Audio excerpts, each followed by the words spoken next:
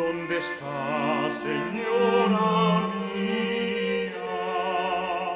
Que no te duele mi mal. Oh, no lo sabes, Señora, mueres falsa y desleal. Mueres falsa y desleal. ¿Quién es el verdadero autor del Quijote?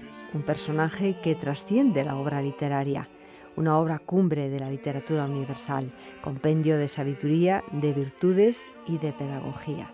Tú no sabes de mi mal ni de mi angustia mortal, ni de mi angustia mortal. Bien, pues nos hemos reunido en esta mañana de radio para hablar, iba a decir que de una primicia, en cierto modo así lo es, aunque en otras ocasiones lo hemos anunciado, porque es el fruto de un trabajo de investigación de varios años del profesor Francisco Calero, profesor de nuestra Universidad Nacional de Educación a Distancia, en este momento catedrático, acreditado emérito de Filología Clásica. Muy buenos días, profesor. Buenos días. Bueno, pues el título del libro ya lo podemos decir porque ya está en imprenta, el verdadero autor de los Quijotes de Cervantes y de Avellaneda. Efectivamente, este es el título que tiene la obra porque en él trato de demostrar que la primera y la segunda parte del Quijote de Cervantes y el Quijote apócrifo de Avellaneda fueron escritos por el mismo autor.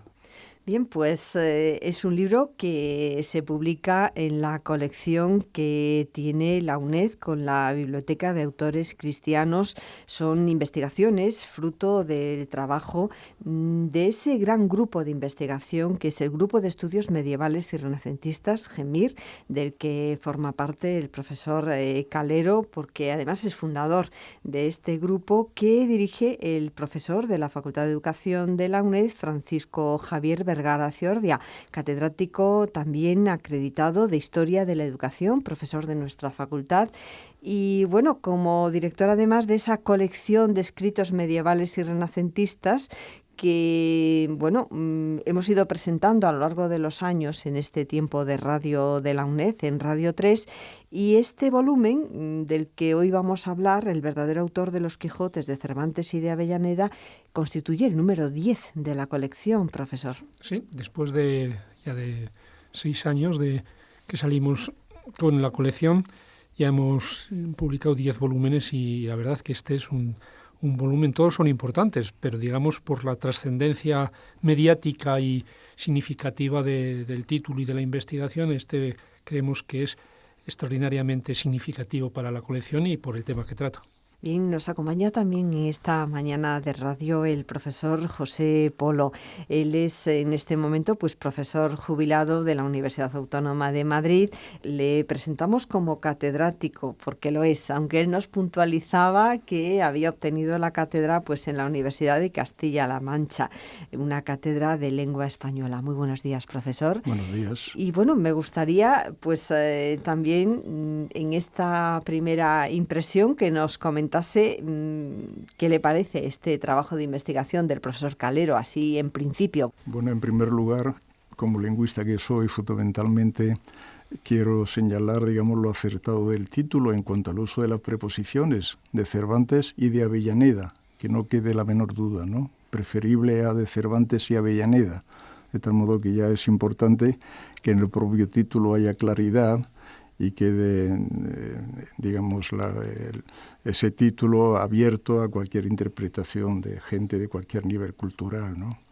La obra en sí es una obra que en el peor de los casos, aunque luego diré cosas muy positivas de ella, es una obra revulsiva, es decir, va a remover, digamos, lo que podríamos llamar la conciencia filológica o la conciencia textual o anecdótica del mundo cervantino, porque la metodología que emplea el autor es una metodología muy sólida, en cierto modo revolucionaria, porque se atiene sobre todo a los textos que deben tener siempre la última palabra, metodología que tiene igualmente en cuenta los aspectos externos, ¿no? Los desfases cronológicos, las peripecias de la vida de Cervantes, si tales peripecias permitían una cultura tan amplia y profunda como para que pudiera ser el autor del Quijote, y multitud de otras realidades que hacen que esta obra sea una obra más que trascendente, una obra singular. Bueno, otra de las cuestiones que me gustaría señalar en este primer momento, pues es precisamente que leyendo la obra del profesor Francisco Calero, pues vemos que de ninguna manera se cuestiona pues la valía, la calidad de la obra. Lo que estamos poniendo en cuestión es la autoría. Es así, profesor. Me gustaría entonces que nos hablase un poco de esa visión que tiene usted, que además lleva muchos años investigando sobre la obra El Quijote. Efectivamente, El Quijote es una obra extraordinaria, la obra más completa de la literatura española y probablemente de la literatura universal, una obra en la que hay una confluencia, una mezcla perfecta de imaginación y de cultura erudita. No es una obra de pura imaginación, de puras aventuras. En el Quijote está encerrada la sabiduría de Grecia, de Roma, del mundo judío, de la Biblia, de la Edad Media, del Renacimiento, etc. Toda la sabiduría está compendiada en el Quijote. Por eso algunos críticos, algunos investigadores la han llamado la Biblia de la literatura española. Es el libro de los libros de la literatura española. En este sentido, el autor tuvo que ser un verdadero conocedor de las lenguas clásicas, un dominador del latín, del griego, de la literatura hebrea, de la literatura renacentista, etc. Un conjunto de las cualidades que tenía que tener el autor para poder ser el verdadero autor, no el supuesto, del Quijote, son las siguientes.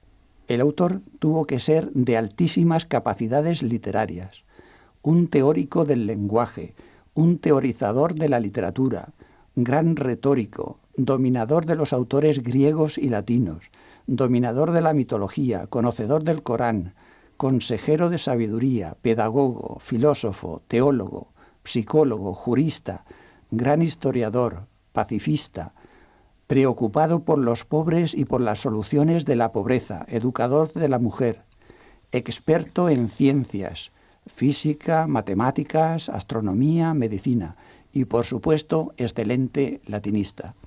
De todas estas cualidades, es claro que Miguel de Cervantes ni puede siquiera acercarse a poseerlas, porque los estudios que realizó fueron muy limitados y, por otra parte, llevó una vida muy ajetreada, alejada completamente de las características que debe tener una vida intelectual dedicada al estudio, puesto que es una obra, El Quijote, para la que se necesita un gran estudio, una gran tranquilidad, una gran reflexión, y de todo esto no gozó en absoluto Miguel de Cervantes.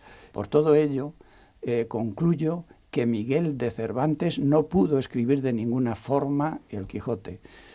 Recientemente creía que solamente había sido yo el que había expresado esta idea. Yo la expresé por primera vez en el año 2012 en un artículo publicado en una revista de pedagogía que lleva por título Las disciplinas universitarias en el Quijote o de toda imposibilidad imposible.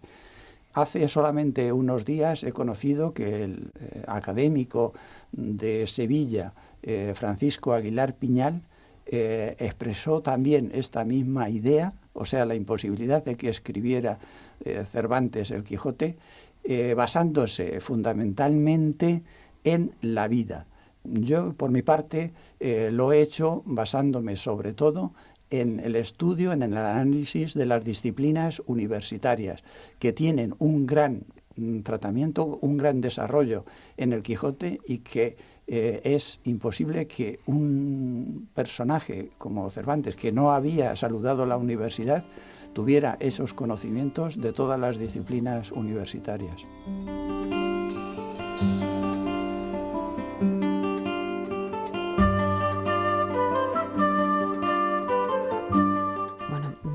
Yo creo que vamos a empezar ya con algunas preguntas. En realidad, pues yo soy lega totalmente en la materia, desconozco las obras originales. Es difícil 4 siglos después pues comprobar una autoría, si no es quizás pues con esa metodología que nos comenta, con ese cotejo de los textos, con ese análisis comparativo, porque a veces pues las biografías a lo largo de los siglos se van transformando y es difícil comprobar los datos. En este momento estamos hablando de una obra cumbre de la literatura mundial, publicada por primera vez en 1605. Ahí también había una polémica y todavía se sigue discutiendo, pues hay autores que una vez que han estudiado la obra de Cervantes, pues piensan que era un humanista. Otros piensan que ya estaba introducido en el barroco. En su obra también analiza pues lo que sería la segunda parte del ingenioso caballero Don Quijote de la Mancha, publicada en 1615, y en el ínterin, en 1614, es cuando se publica pues el Quijote que vulgarmente llamamos de Avellaneda, ese segundo tomo del ingenioso hidalgo Don Quijote de la Mancha, que contiene su tercera salida y es la quinta parte de sus aventuras, compuesto, según dice la impresión, por el licenciado Alonso Fernández de Avellaneda. Y quizás lo más novedoso de su investigación es la atribución, el autor que nos propone para todos estos textos. En realidad estamos hablando de 3 textos diferentes, profesor Francisco Calero. Me gustaría que nos hablase de por qué piensa que Luis Vives, un humanista, que además pues había fallecido ya hacía unos años, porque recordamos que falleció en 1540 en Brujas, aunque había nacido pues en Valencia en 1492. ¿Por qué cree que Juan Luis Vives es el autor de estas obras? En primer lugar, el hecho de que el autor que yo propongo como autor de las 3 obras, podemos decir así, es Luis Vives, que murió efectivamente en 1540. Esto, desde el punto de vista de la publicación de las obras, no es ningún obstáculo, porque el que se publiquen unas obras años después de ser escritas es algo completamente habitual. Y no solamente habitual, sino también el hecho de que algunas obras no lleguen a publicarse nunca, se conserven manuscritas en las grandes bibliotecas, como ocurre, por ejemplo, en la Biblioteca Nacional, con unos 40.000 manuscritos, y de hecho, de vez en cuando se descubre alguna obra. Por ejemplo, hace 2 años se descubrió una obra de Lope de Vega, que fue escrita naturalmente en sus años de vida y que ha sido publicada hace 1 año. Por tanto, eso no tiene ninguna dificultad a la autoría, porque el que muriera en 1540 y se publicara en 1605 no tiene ninguna dificultad. El hecho de que defienda que las 3 obras fueron publicadas por el mismo autor tampoco representa ninguna dificultad. De hecho, algunos investigadores, y voy a citar algunos, ya han sostenido la tesis de que el autor es el mismo. Me va a perdonar una cuestión. Recomendamos la lectura del libro, por supuesto, porque es la única forma pues, de tener todos los datos para calibrar la importancia de esta investigación que nos propone el profesor Francisco Calero. Nos hablaba de la publicación. La publicación es diferente de la autoría, porque en este caso publicar, figura que, al menos en el Quijote, en la primera aparición en el ingenioso hidalgo Don Quijote de la Mancha, figura en esa portada compuesto por Miguel de Cervantes Saavedra, y también, por supuesto, en la segunda parte del ingenioso caballero Don Quijote de la Mancha, publicada en Madrid en 1615. Entonces, evidentemente, Miguel de Cervantes Saavedra llevó los libros a la publicación, al menos estos dos. Entonces, ¿cuál sería la explicación de que fuese Miguel de Cervantes quien llevase esos libros a la imprenta? Bueno, la explicación, en primer lugar, hay que decir que los libros o los manuscritos existían. ¿Dónde estaban esos manuscritos? Pues lo más natural, lo más lógico es que esos manuscritos estuvieran en poder de la persona a la que habían sido dedicados, y no es otro que el duque de Béjar.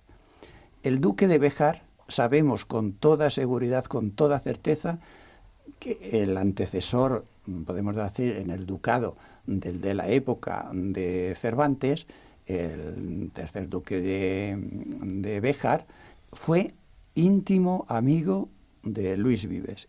Y la prueba es que le dedicó su obra más importante, De Anima et Vita, se la dedicó al duque de Béjar. Y sabemos también que tenía el manuscrito original de esa obra, el duque de Béjar. Luego, si el Quijote está dedicado al duque de Béjar, lo normal es que esa obra, el manuscrito de esa obra, la tuviera el sucesor, el heredero del tercer duque de Béjar. Bueno, otra cuestión que me surge, y como digo, pues desde una perspectiva siglo XXI y de una persona que no está puesta en este tipo de investigaciones, que son temas para filólogos, para latinistas, para eruditos. Profesor Calero, la siguiente pregunta que me surge es si existían esos manuscritos, se podía cotejar perfectamente la letra con otros escritos, manuscritos del propio Miguel de Cervantes. Bueno, es que la letra de estos manuscritos, o sea, los manuscritos estos no se conservan. La mayoría de las obras, una vez publicadas, se destruían, desaparecían, etcétera. O sea, apenas se conservan manuscritos de la literatura de los siglos de oro, a pesar de ser unos siglos esplendentes en maravillosas obras. Sin embargo, no se conserva prácticamente ningún manuscrito original. Lo normal es que una vez ya publicados, entonces esa comparación, por supuesto, no se puede hacer. Me refiero también si en la época, en el siglo, cuando se publican entre 1605 y 1615, que se publica el Quijote, que en su investigación, pues en este caso denomina como el segundo, pues en ese contexto sí se conocían los manuscritos y no surgió una polémica, al menos que se haya reflejado posteriormente, en cuanto a la autoría de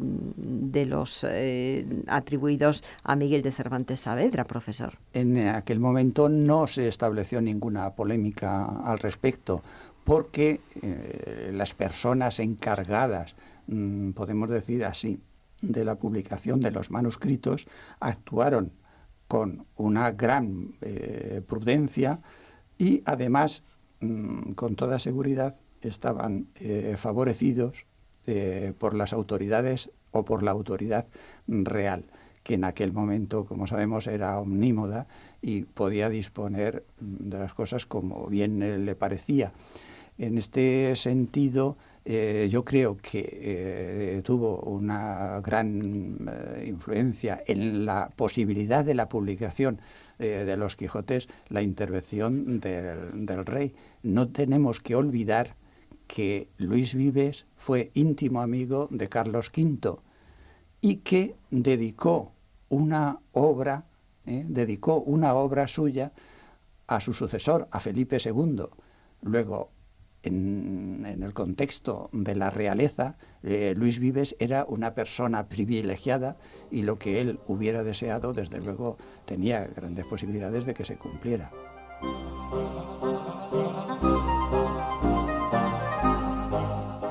son muchas las cuestiones y, como digo, pues lo aconsejable es remitirse al libro y a toda la documentación y bibliografías. Además, un libro muy extenso.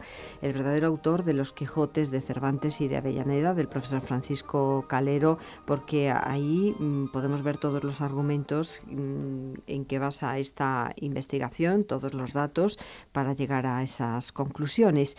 Y en este punto, profesor Vergara Ciordia, como pues se publica dentro de esa colección de escritos medievales y renacentistas, y vemos que además los dos últimos libros de la colección son un poco diferentes a esas primeras obras en las que pues se traducía y se estudiaba una obra poco conocida y se ponía también en el idioma original, normalmente pues en latín. Me gustaría que nos hablase de lo que representa esta obra dentro de la colección y dentro de estos estudios de investigación del grupo GEMIR. Tiene usted razón cuando dice lo que plantea. Lo que ocurre es que también en el GEMIR hay en los estatutos del grupo de investigación, hay una parte donde dice que el grupo de investigadores acogerá también aquellas iniciativas, aquellos trabajos que, aunque no sean estrictamente, digamos, en fuentes lengua clásica, en latín en este caso, sí hayan marcado la cultura occidental. Indudablemente, el tema que aquí estamos hablando es clave y fundamental, ¿no? Y ahondando en esto, hacer una breve aportación. Vamos a ver, mire, yo creo que el tema del profesor Calero es lo suficientemente importante como para, digamos, ahondar en ello. Es decir, no es un resultado de una pasión intelectual, que sí es, por supuesto, una pasión intelectual, sino es el resultado de muchos años de estudio, de muchos años de trabajo. Él le ha dado muchas vueltas y, por supuesto, no habla de la obra en sí, habla del autor, me refiero, ¿no? Pero tampoco podemos separar la obra del autor, no podemos separar. Y este tema hay que abordarlo. Que por supuesto el profesor Calero no es el primero que lo ha tratado. También quiero recordar cómo en los años 20, ya de una manera, digamos, solapada, Américo Castro suscitó dudas al respecto, incluso la importancia de Vives, la importancia de Vives en la influencia del Quijote. En el año 2011 apuntaba el profesor Calero como también, ya está de una manera muy contundente y clara, el académico Aguilar Piñal suscitó la misma idea. Yo al profesor Calero, del que me honro con su amistad, le he oído hablar muchas veces de esto, y hace unos años, en el número 31 de la revista de Historia de la Educación, él lo lanzó ya abiertamente, una revista que me honré en coordinar. Bien, lo que aquí sí quiero decir es que creo que este tema es lo suficientemente importante, lo suficientemente de calado como para abordarlo, a pesar de las pasiones y, por supuesto, del icono que representa a Miguel de Cervantes para la cultura española. Pero yo sí quiero hacer una postilla importante, no tanto al autor, por supuesto los cervantistas ya lo abordarán esto, sino una cuestión que a mí me parece muy significativa y muy pertinente y que creo que el profesor Calero da en la diana. Hace unos años el profesor Francisco Rodríguez Adrados decía una tesis que es que en el Quijote venían a desembocar los ríos de la literatura. Efectivamente, yo creo que hay un río de la literatura que había que sistematizar, había que tratar, es la influencia que Vives tiene en el Quijote. Yo creo que aquí queda de una manera palmaria, clara, meridiana, que efectivamente el Quijote es deudor de muchas tradiciones y sobre todo los humanistas que miran al pasado, miran a las fuentes, ¿no? Pues una fuente que sistematiza de forma brillante, clara y meridiana es la tesis del profesor Calero. Hombre, yo creo que se ha dicho que la obra del Quijote es una obra de literatura. Qué duda cabe que sí lo es. Pero yo también le diría que es una de las mejores novelas que se ha escrito de pedagogía. Entendiendo la pedagogía, entendiendo la educación como la mejora de la persona, como la formación, ¿no? Yo creo que Sancho es el modelo más acabado de cómo ha mejorado, ¿no?, la persona. Ha adquirido la sabiduría, que es el arte de vivir, y está representado en eso. Pero hay otra parte mucho más, digamos, determinante. El Quijote es una novela sapiencial. Mire, yo que he leído El Quijote, y tengo que confesarlo, una vez y luego varias veces sueltas, me llevo la sorpresa de ver autores del pasado. Y uno de los autores que de forma meridiana y clara se ve es Luis Vives, en muchos aspectos, pero en uno de ellos que es las disciplinas. Es decir, el Quijote es una obra sapiencial y reproduce de una manera directa o indirecta muchas de las obras de Vives, pero especialmente las disciplinas. Y bueno, yo creo que es el momento de pedirle precisamente su opinión, profesor Polo, como especialista en lengua española, sobre esta obra que nos propone el profesor Francisco Calero y toda la polémica que se plantea leyendo esta investigación. Bueno, naturalmente no hablo como cervantista, puesto que no lo soy, sino meramente como filólogo, es decir, como relativo conocedor de las cuestiones atinentes a la lengua y a la literatura. Casi puedo afirmar con absoluta seguridad que esta obra va a producir, en cuanto se publique, espontáneas admiraciones y profundos rechazos. Ahora bien, los que rechacen esta obra no lo tienen fácil para justificar, digamos, ese rechazo. ¿Por qué? Porque justamente una de las vías metodológicas que emplea el profesor Calero es la comparación no solo temática, sino léxica, morfológica, sintáctica y estilística con obras latinas de Juan Luis Vives. ¿Y qué es lo que ocurre sobre todo en nuestros días? Que muy pocos hispanistas saben latín y por lo tanto se encuentran indefensos para poder demostrar que la tesis del profesor Calero es falsa, que no se sostiene. Otra cosa habría sido quizá a principios del siglo XX, donde el cultivo de las lenguas clásicas, griego y latín, era parte consustancial ya prácticamente desde la escuela primaria. De tal modo que va a resultar dificilísimo, por no decir imposible, rechazar la tesis con los argumentos esenciales que son argumentos internos, textuales. Yo me acordaba de una cierta tradición aristotélica que desarrolló Guillermo de Humboldt con la dicotomía ergon-energeia. Ergon producto, energeia actividad, especialmente actividad creadora. Y naturalmente vamos a suponer que alguien rechaza la obra en cuanto producto, en cuanto meta final de una investigación.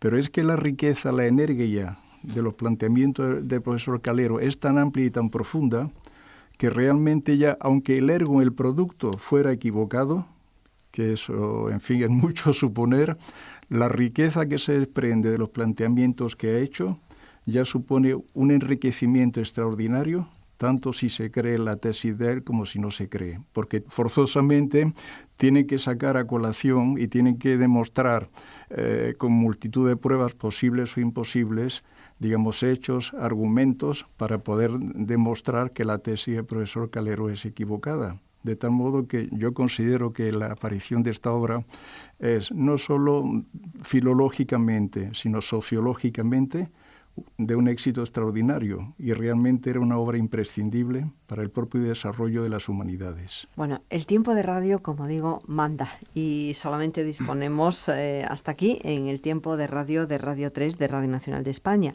Internet nos permite continuar esta conversación en el canal UNED, canal.uned.es. Así que les recuerdo a nuestros oyentes que estamos hablando de la publicación de un libro del profesor Francisco Calero, profesor de la Universidad Nacional de Educación a Distancia, en este momento catedrático emérito acreditado de Filología Clásica, y pues el libro El verdadero autor de los Quijotes de Cervantes y de Avellaneda. Hablamos con el profesor Javier Vergara Ciordia, catedrático acreditado de Historia de la Educación en la UNED, es el director de la colección en la que se publica este libro, y el profesor José Polo, que es en este momento pues profesor jubilado de la Universidad Autónoma de Madrid, catedrático de lengua española.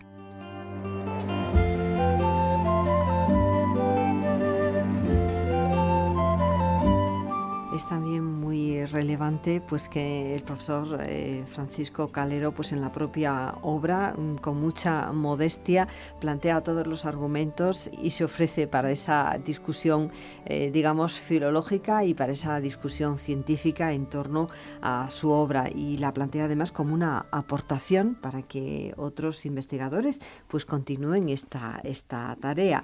Por eso, profesor Francisco Calero, me gustaría que nos hablase un poco más de toda la gestión gestación de esta obra?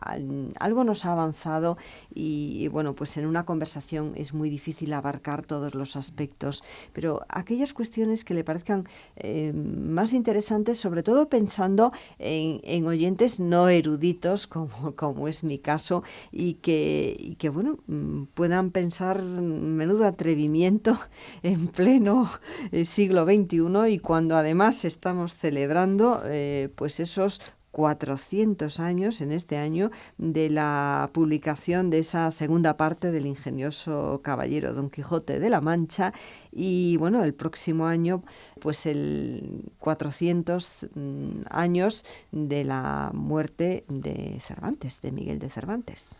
Bueno, hacer una síntesis de todas mis investigaciones, solamente puedo hacer un pequeño esbozo. Primeramente tengo que decir que el hecho de haber llegado a las conclusiones que expongo en el libro es debido al trato, al conocimiento en profundidad de las obras latinas de Luis Vives, que por cierto es un autor apenas conocido en España, no solamente del pueblo llano, sino también de los intelectuales. Es un autor que no se le cita apenas. Piense solamente en que en la última edición del profesor Enrico no se cita ni una vez a Vives, cuando yo aporto 400 argumentos en los que podría estar perfectamente Vives. Y como ha señalado el profesor Javier Vergara, Américo Castro a principios del siglo XX ya señaló la relación importantes que había entre el Quijote y Vives, y lo cita aproximadamente por lo menos unas 25 veces, pero es que en la edición de Francisco Rico brilla por su ausencia. Bueno, quiero decir que el conocimiento en profundidad de las obras de Vives, que yo hace aproximadamente unos 30 años que empecé a estudiar y a traducir, he traducido muchas de sus obras, me han dado un conocimiento en profundidad de su pensamiento, y por tanto la posibilidad de establecer una comparación, puesto que estamos haciendo literatura comparada, establecer comparación con las obras fundamentales, importantísimas de la literatura española de los siglos de oro. En este sentido, tengo que decir que el Quijote no es una obra aislada, es en realidad el último eslabón, el más perfecto de toda una serie de obras anteriores. A lo largo del siglo XVI se producen y se publican una cantidad de obras extraordinarias, de extraordinaria perfección y belleza. Entonces, toda esa literatura está relacionada entre sí, no son piezas aisladas. El Quijote es la última, es el último eslabón, pero la unión que existe entre todas ellas es el erasmismo. Y esto es fundamental señalarlo, porque el erasmismo, a partir de 1530, estuvo muy perseguido, y entonces los investigadores hasta la fecha no han dado una explicación suficiente de por qué el erasmismo impregna toda la literatura española del siglo XVI y principios del siglo XVII. Quiero decir con esto que las obras, empezando por el diálogo de Mercurio y Carón, diálogo de doctrina cristiana, por supuesto el Lazarillo, todas ellas están relacionadas entre sí. Yo creo que el estilo del Lazarillo es exactamente el mismo que el del Quijote. Yo he podido establecer numerosas conexiones entre el Lazarillo y el Quijote. Esto quiere decir que toda esa literatura de los siglos de oro forma una unidad, presidida por una característica fundamental, que es el erasmismo. Mis investigaciones empezaron por la publicación, el estudio y la publicación del diálogo de Mercurio y Carón, que es fundamental para todas estas investigaciones. En esa obra di 116 argumentos. Esto no se había dado nunca en ninguna historia de la literatura universal. Se habían dado tantos argumentos para identificar la autoría de una determinada obra. concluyo con decir que el Quijote está extraordinariamente relacionado sobre todo con el Lazarillo de Tormes. Y de ahí que yo haya defendido la unidad de autoría para las dos obras. Bueno, y además, tenemos que tener en cuenta que Juan Luis Vives y Erasmo pues tuvieron amistad y pudieron tener la oportunidad pues de interactuar y Vives de leer directamente la obra de Erasmo. Bueno, pues muchísimas gracias a los tres por habernos acompañado en esta mañana de radio. Queda mucho por hablar, pero sería muy importante, como nos decía el profesor José Polo, pues remitirnos a las fuentes y lo primero, pues leer detenidamente esa propuesta que nos hace el profesor Francisco Calero en esta obra, el verdadero autor de Los Quijotes, de Cervantes y de Avellaneda. Sí, profesor Polo. Bueno, querría añadir una idea, ¿no?, que es rogarles a todos los cervantistas que no actúen con pasión, que actúen con responsabilidad, que actúen como verdaderos filólogos, de tal modo que no haya argumentos ad hominem ni haya ideas tópicas, sino que se adentren en la maravilla de los textos y que vayan desmenuzando palabra tras palabra, de modo tal que si quieren combatir una determinada idea, en expresión coloquial, se mojen, sean plenamente filólogos. Bien, además, pues es una obra que pertenece a esa colección, una colección consolidada y que parte de trabajos de investigación de ese grupo de estudios medievales y renacentistas que, como decíamos, pues en este momento dirige el profesor Francisco Javier Vergara Ciordia. Muchísimas gracias, como digo, y hasta una próxima ocasión. Imagino además que cuando el libro ya se presente en la propia universidad, pues seguramente será en torno a alguna jornada y alguna otra intervención de cervantistas o de al menos profesores interesados en este tipo de investigaciones y de trabajos. Así que lo anunciaremos con tiempo y seguramente pues a través de TeleUNED, en el propio canal UNED, pues podrán recabar información de esos actos. Muchísimas gracias y hasta otro encuentro. Muchas gracias, muy amable. Muchas gracias a usted.